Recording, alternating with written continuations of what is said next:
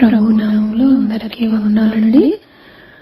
Bevington గారు అనే గొప్ప భక్తుడి గురించి మన క్రైస్తవులకు చాలా మందికి తెలుసు.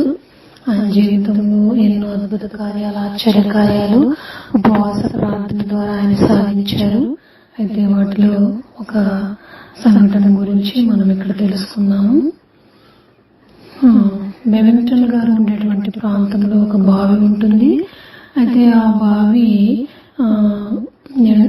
ఎండాకాలంలో ఎండిపోతుంది కనుక అక్కడికి వచ్చే జనాలందరూ చాలా మంది వచ్చి తిరిగి వెళ్తుండేవాళ్ళు. ఏదేమైనా పక్కన ఉన్నటువంటి పొరుగింటి అతను బెవింగ్టన్ గారితో ఏం చెప్తాడంటే, ఇక్కడ చాలా మంది వస్తున్నారు కాబట్టి వాళ్ళని ఇక్కడికి రావద్దని చెప్పండి, ఇక్కడ ఉన్నటువంటి కొండ దిగువన ఒక ఊట ఉన్నది కాబట్టి అక్కడికి వెళ్ళమని చెప్పండి అని చెప్పి చెప్తాడు.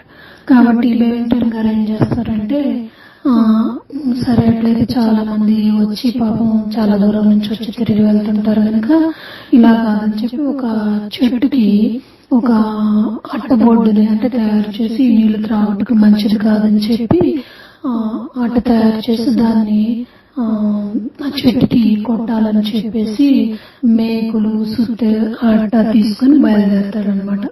అప్పుడు గేట్ వరకు వెళ్లేసరికి నీవెక్కడికి వెళ్తున్నావు అనేటువంటి దేవుని స్వరం వినపడుతుంది. అప్పుడు అంటే ఆయన గొప్ప భక్తుడు, దేవుడు ఆయనతో ఎల్లప్పుడూ మాట్లాడుతూ ఉండేవాళ్ళు అనమాట. వెంటనే అవును నేను ఎక్కడికి వెళ్తున్నానని చెప్పి వెంటనే ఇది ఒక అవిశ్వాసం కదా, అంటే ఈ బావిలో, ఈ ఎండిన బావిలో నుంచి దేవుడు నీళ్లను ఉబుక చేయగలడు కదా అని చెప్పేసి వెంటనే అడ్డను సుత్తెను వాటన్నిటిని పక్కన పడేసి దేవుని మీద క్షమాపణ వేడుకుంటాడు అనమాట. క్షమాపణ వేడుకొని ప్రార్థన చేసుకుంటాడు. అయితే ఆ సాయంకాలము బావిలో ఉన్నటువంటి ఆ నీటి మట్టం ఎంతవరకు ఉంది చూద్దామని ఒక చిన్న బకెట్ ని తీసుకెళ్లి లోపలికి దించి దాన్ని తోడినప్పుడు ఏమవుతుందంటే ఆ నీళ్లలో బాగా నూనె, బురద అన్ని ఉంటుంది అనమాట. అప్పుడు ఇంకేం చేయాలి, మరి తనకి దాహం అవుతుంది, మంచి నీళ్లు కావాలి. కాబట్టి సరే ఇక లాభం లేదని చెప్పి బకెట్ తీసుకొని ఆ రెండు కొండలెక్కి దిగి వెళ్లి ఆ ఊట దగ్గర నీళ్లు తెచ్చుకోవాలన్నమాట. కాబట్టి ఆ బకెట్ తీసుకొని బయలుదేరతాడు. బయలుదేరతంటే మళ్లీ బెవింగ్టన్ ఎక్కడికి వెళ్తున్నావు అని మళ్లీ దేవుని స్వరం వినపడుతుంది. అప్పుడు మరి నాకు నీళ్లు అవసరంగా ఉన్నాయి, నేను చాలా దప్పిగ్గా ఉన్నాను కదా, ఇప్పుడు ఏం చేయాలి అని చెప్పి చాలా అంటే కొంచెం ఆందోళనకు గురవుతారు. ఇప్పుడు ఏం చేయాలి? ఆ టైంలో సైతాన్ ఏముంటదంటే అతని ప్రక్కకు వచ్చి, ప్రతి రాత్రి చల్లటి నీరు త్రాగుట నీకు అలవాటు కదా, నీకు అది ఆరోగ్యదాయకం కదా, దేవుడు నిన్న మంచి ఊట ఎందుకు వెళ్ళవద్దంటున్నాడు, పాపం ఇంక నీవేం చేస్తావని సైతాను పోరు పెడుతుందనమాట. నా సంగతి నీకెందుకంటే వినదనమాట. అలాగూ చెప్పి 3 గంటలు ప్రార్థనలో పోరాడతాడు. అప్పుడు ఆయనకి ఏమవుతుంది, ఆ ఎండిన బావి నుండి మంచి నీరు ఉప్పింపచేయట దేవుని ఉద్దేశమని గ్రహించి అప్పుడు దేవుణ్ణి స్తుతిస్తారనమాట. ఇంతలో ఒక పొరగామె ఏం చేస్తుంది, వచ్చి ఒక చల్లటి నీటిని ఒక కుండ అంత నీళ్లు తీసుకొని వచ్చి ఆయనకి ఇస్తుందనమాట. కాబట్టి ఆయనకు ఆ దాహం తీరటానికి దేవుడు పక్కింటి ఆమెను వాడుకున్నాడు. ఆ మంచి కుండెడు నీళ్లు తీసుకొచ్చి ఇస్తుందనమాట.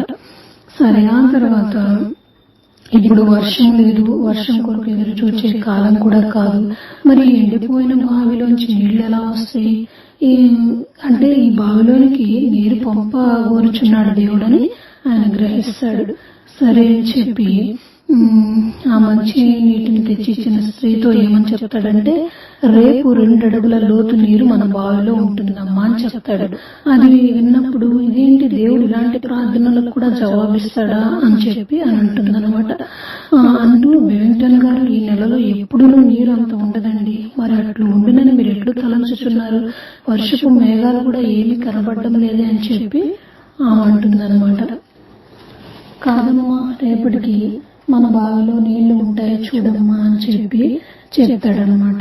ఆమెకేం అర్థం కాదు.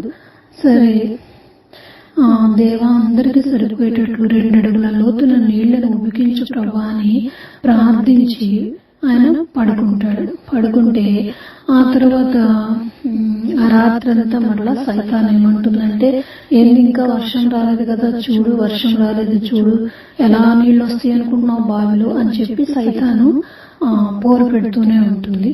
వర్షం రాకపోని నాకు నీళ్లు కావాలి అంతే అని బెవింగ్టన్ గారు అంటారు. అయితే ఉదయం లేచి వస్త్రాలు మార్చుకొనిచుండగా మరలా సాతాను తన వాదములతో ఆయన్ని మొత్త చూస్తుంది. అప్పుడు మరలా ఆయన మోకరించి ప్రార్థన మొదలు పెడతాడు. సాతాను ఎదిరించే మంచి ఆయుధము ప్రార్థనే.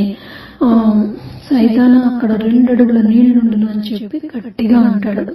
ఆ తర్వాత ఇక ఆ దినపు క్యాలెండర్లో ఏముందా అని చెప్పి ఆయన వెళ్ళి చదివినప్పుడు తప్పక అతనికి ఆహారం దొరుకును, అతని నీళ్లు అతనికి శాశ్వతముగా ఉండునని యెషయా 33:16 ద్వారా దేవుడు మాట్లాడతాడనమాట. కాబట్టి ఇంకా ఉదయాన్నే లేచి ఒక చిన్న బకెట్ తీసుకుని బావి ఎదురుకు వెళ్తాడనమాట. అలా వెళ్ళబోతున్నప్పుడు దేవుడు మరలా ఏమంటాడు, ఒక చిన్న బకెటేనా అనేసరికి, అయ్యో నన్ను క్షమించు దేవా అని 2 పెద్ద బకెట్లు తీసుకుని బావి వద్దకు వెళ్తాడు. బావిలో బకెట్ దించుతాడు. అది లాగేటప్పుడు ఎంత బరువు, బకెట్ నిండుగా నీరు వస్తుందన్నమాట. దేవుని మహిమ గొప్పదని కేక వేస్తాడు. ఆ పొరుగింట అక్కడికి వచ్చేసరికి 2 పెద్ద బకెట్లు నీటితో నింపబడి ఉంటాయి. 2 అడుగులు ఎత్తు నీళ్లున్నాయమ్మా అంటాడు. అప్పుడు ఆనంద బాష్పం తన కళ్ళ నుండి రావుతాయి. ఆమె ఇంటికి పరిగెత్తి ఆ చెంబు తీసుకుని వచ్చి నీళ్లు ముంచుకొని తాగి, తీయని నీరు ఎంత అద్భుతం, మీ దేవుడు ప్రార్థనలకు జవాబులు కూడా ఇచ్చునా అనుచు ఆమె నీరు కారుస్తుంది. బెవింగ్టన్ గారు, ఇదంతా నాకు చాలా క్రొత్తగా ఉన్నదండి, నిజంగా 2 అడుగుల నీరు ఉబికిందంటారా అని చెప్పి అడుగుతుంది.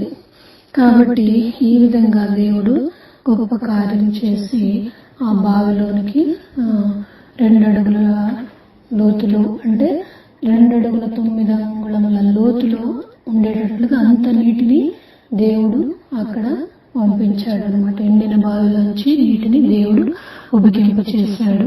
విశ్వాసంతో బెవింగ్టన్ గారు చేసిన ప్రార్థనను బట్టి ఈ సంఘటన నిజంగా కృంగిపోయినటువంటి, మనము ఎన్నో కృంగిపోయిన పరిస్థితుల్లో ఉన్నప్పుడు, నిరాశ నిస్పృహలతో ఉన్నప్పుడు, సైతాను చేత మనము వేధించబడుచున్నప్పుడు ఇది అసాధ్యము అని చెప్పి సైతాను మనతో వాదన పెట్టుకుంటుంది. కానీ అలాంటి సమయాల్లో ఇలాంటి గొప్ప గొప్ప భక్తుల జీవిత సంఘటన, వారి జీవితంలో జరిగిన సంఘటనలు కనుక మనం చూసినట్లయితే మనం ఎంతగానో ప్రోత్సహించబడతాము.